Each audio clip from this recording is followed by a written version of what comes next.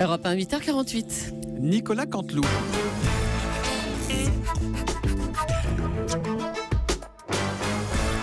Presque de l'info, c'est la revue de presque de Nicolas Canteloup. Et ils sont encore dans le studio, Jean-Pierre Elkabbach et son invité. Oui, je l'ai, Thomas. Bonjour à tous. Aujourd'hui, je pose une question à François Fillon. François Hollande doit-il accueillir Vladimir Poutine à Paris ? Écoutez, bien sûr, Jean-Pierre Elkabbach, on va faire quoi ? On va faire la guerre à la Russie, c'est cela ? Non, on doit accueillir le président Poutine. Qu'est-ce que vous voulez qu'on fasse, franchement ? Alors, Vladimir Poutine, on lui dit, c'est ça, tu dois venir, c'est ça, hein ? Et pour la Russie, pour la Syrie, on fait quoi ? On fait quoi pour la Russie ?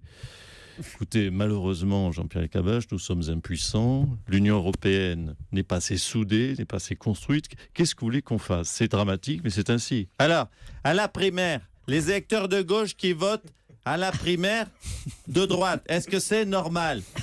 Écoutez, si les électeurs de gauche veulent voter à la primaire de droite, qu'est-ce que vous voulez qu'on fasse ? On ne va pas les empêcher de voter. Alors, c'est quoi votre message ce matin ? Mais écoutez, je suis venu pour dire tout autre chose, Jean-Pierre Elkabbach. Je suis venu pour dire ce matin à Europe 1, un message radical, un message de conquête, un message d'espoir. La France, qu'est-ce que vous voulez que j'y fasse ? Merci pour cette lueur d'espoir. À vous, gelé. Merci Jean-Pierre. Allez, on va accueillir maintenant Guillaume Durand. C'est lui qui est avec nous ce matin pour les titres. Bonsoir, bonjour à tous. Bonjour Julie, bonjour Lolo Cabrol, Thomas Joubert, Thomas Soto, les Thomas au carré sont là. Et bonjour surtout aux grands vainqueurs des primaires, François Fillon. Car c'est François Fillon, chers auditeurs, qui va gagner, oui. Je suis à fond derrière l'invité du jour jusqu'à 8h59 exactement. On avait compris. Hein. Allez, les titres s'il vous plaît, cher Guillaume. Primaire républicaine, ils vont s'affronter dans 41 jours, 8h12. Oui, ce sont les 7 candidats à l'élection primaire. Bruno Le Maire a déclaré « C'est moi qui vais gagner ». Nicolas Sarkozy a affirmé « Le noyau dur, c'est moi, c'est plié, je vais gagner ». Notre invité François Fillon a déclaré ce matin à 7h55 à Thomas « C'est moi qui vais gagner la primaire ». Bref, il y a 7 candidats et ils annoncent tous leur victoire. Donc il y a au moins 6 menteurs parmi vous. Si ça se trouve, c'est Poisson le plus lucide. Votez Poisson. Révélation choc, scoop énorme, les Américains sont sous le choc, oui, après cette vidéo. Donald Trump serait sexiste et misogyne. Bonjour la révélation. Et les Américains, nous à 8000 km, on était au courant. En tout cas, Donald Trump est lâché, oui, par sa propre famille politique des Républicains, qui le critique sévèrement. C'est pas chez nous que ça arriverait des critiques à l'intérieur d'une même famille. N'est-ce pas, François Fillon ? Mitterrand à l'eau de rose. Tous vos magazines parlent de ce recueil de lettres enflammées qu'envoyait François Mitterrand à Anne Pinjot. Je cite un extrait, tiens. « Je brûle de toi de tout mon sang, que mon corps est perdu de désir, que je bois en toi mon lac secret, que je t'aime à m'y engloutir. » C'est beau, hein, Thomas ? C'est beau, c'est tellement beau que les éditeurs vont renouveler l'expérience en publiant les mots d'amour de Donald Trump. Je cite, je cite les bonnes feuilles. « Salut machine, je te boufferai bien la chair. » Oui, mais le Trump, c'est pas Mitterrand. Bonjour. C'est votre avis, Dominique. Oh non, monsieur Strauss-Kahn, qu'est-ce que vous voulez encore ? Non, je voulais simplement, de façon peut-être surprenante pour vous, apporter mon soutien à monsieur Donald Trump. Mais tiens. Moi qui ai souvent eu de grosses envies de Mickey, je dois avouer que là, je suis séduit par Donald. Oui, bon, c'est bon. Merci d'être venu. Merci, Dominique Strauss-Kahn. Je vois que monsieur Fillon goûte. Il est plus que jamais le favori de la primaire, on le dit, porté par une Juppé mania. C'est Alain Juppé. Oui, bonjour. Bonjour à tous. Bonsoir les amis. Bonjour. C'est le Juppé de campagne, je suis à fond comme un ouf. Je mets même des chemises à carreaux et sans cravate. Oui, vous voulez des fraises Sagana ? Je distribue, je tente de me frayer un chemin dans la foule. C'est fou cette Juppé mania autour de moi. Allez, chantez avec moi. Qui ne saute pas n'est pas Juppé. Qui ne saute pas n'est pas Juppé. Qui ne saute pas n'est... Oh putain. Qu'est-ce qu'il y a? Oh putain. Pardon, non, j'ai un point de côté. Ça va aller, monsieur Juppé? Non, ça va, même Julie.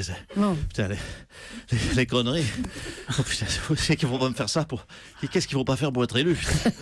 Alors, un mot sur ces sondages qui vous donnent plus que jamais vainqueur, monsieur Juppé. Alors écoutez, madame Julie, monsieur Soto, je ne regarde pas les sondages, sachez-le jamais. Même les sondages BVA de ce matin à 7h30 qui indiquent que je suis à 41,73 d'intention de vote, alors que Nicolas n'est qu'à 29,28%. Pardon, 29,27. Il a perdu 0,01 point. Ça dégringole pour Nicolas. Eh ben oui, merci monsieur Juppé.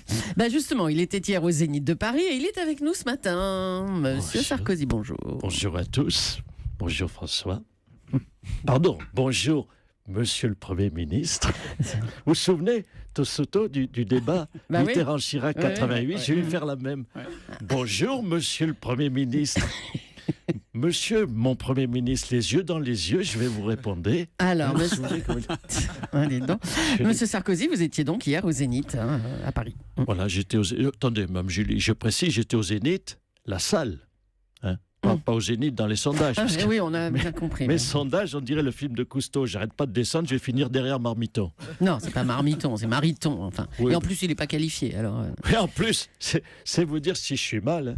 Ça dit, je suis passé juste pour souhaiter bonne chance. À François Fillon, c'est fair play, ça. Non, au patron d'Europe 1, Denis Oliven. Ah. Parce que 1h30 de François Fillon, ça ne doit pas être facile pour les audiences. Oh non, mais dites donc. Oh. Il reste encore des gens ou ils sont tous barrés sur RTL, Soto? Allons. Ils sont là. Merde, ça se trouve alors qu'ils sont en train d'écouter Gérard, c'est qu'on l'a. Non, on veut Canteloup. Allez, arrêtez. C'est lundi de la primaire, sont passionnants, figurez-vous. J'ai hâte, je vais vous dire, j'ai hâte d'écouter lundi la spéciale poisson.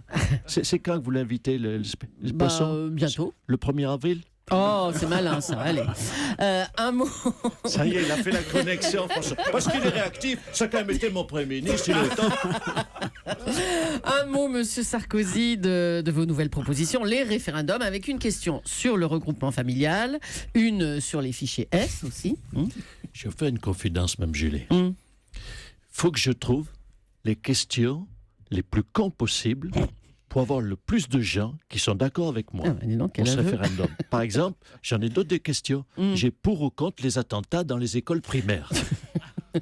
J'ai également pour ou contre une présentatrice du journal de 20h avec le voile intégral. Pour ou contre Thomas Soto se repasse les chemises ou change de montre. Ça c'est une bonne question là. Merci beaucoup. Question. Je savais que ça vous parlerait. Tiens, il se murmure que l'idée de Nicolas Sarkozy d'organiser un référendum sur le regroupement familial était une idée de son ancien conseiller Patrick Buisson. Bonjour monsieur Buisson. Bonjour, Patrick Buisson, l'homme qui se cache derrière les buissons pour écouter ce que les gens disent et tout rapporter après.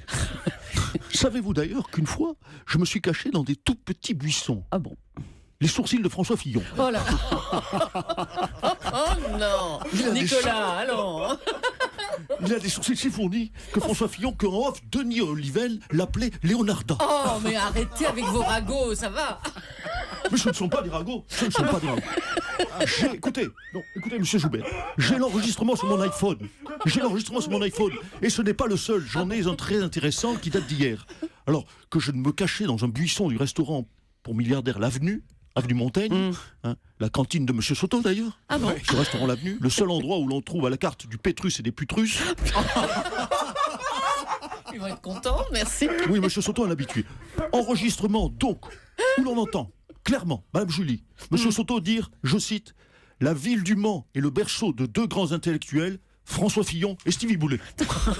Et il rajoute sur l'enregistrement, je me demande même si Stevie Boulet n'a pas plus de chances de gagner les primaires que Fillon. Bravo, monsieur Soto. Mais ça suffit, vos ragots. Monsieur Buisson, allons. Écoutez, très bien, je ne vous dirai donc pas qu'en privé, Alain Juppé affirme en off que François Fillon est d'origine arménienne et que son vrai nom est François Discours-Chiant. Oh là là. Bon, on va arrêter là, non? Ça suffit. Ça fait beaucoup de Merci, monsieur Buisson. On arrête. Allez, on va maintenant accueillir Bruno Le Maire. Bonjour, Bruno Le Maire. Bonjour. On a appris hier soir dans l'excellente émission de Karine Le Marchand sur M6 que vous récitiez de la poésie en allemand à haute voix avant de vous coucher. Dis donc. Et là, à ce moment précis, Julie, vous avez une pensée émue pour ma femme Pauline. Vous m'imaginez en pyjama, tergal, boutonné jusqu'en haut, déclamant du Goethe dans le texte. Wir Lichtstedt, mir die Natur, we glänzt die Zone, Oui, là, je te dis tour. Ça lui fait des belles soirées à Paulette. Non, c'est pas Paulette, c'est Pauline, votre femme. Pauline. Oui, mais en allemand, ça se dit Paulette en allemand. Ouais, c'est ça.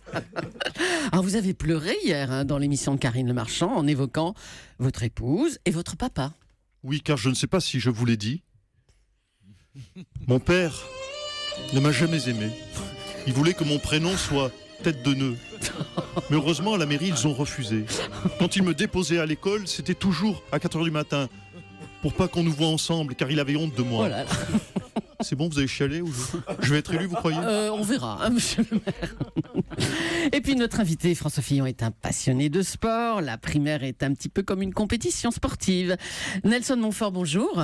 Oui, bonjour ma chère Julie. Alors François Fillon est 4e des sondages en ce moment. Est-ce que le 4e gagne souvent? Bon, écoutez, je dois vous avouer que je suis très très optimiste. L'histoire du sport est truffée de victoires de 4e. Ah bon? Mais prenez au hasard l'exemple de Roland Garros. Ouais. C'est souvent un outsider qui gagne. Bon, pas cette année, c'est le Djokovic, le favori qui a gagné. Pas dans les 10 dernières années non plus.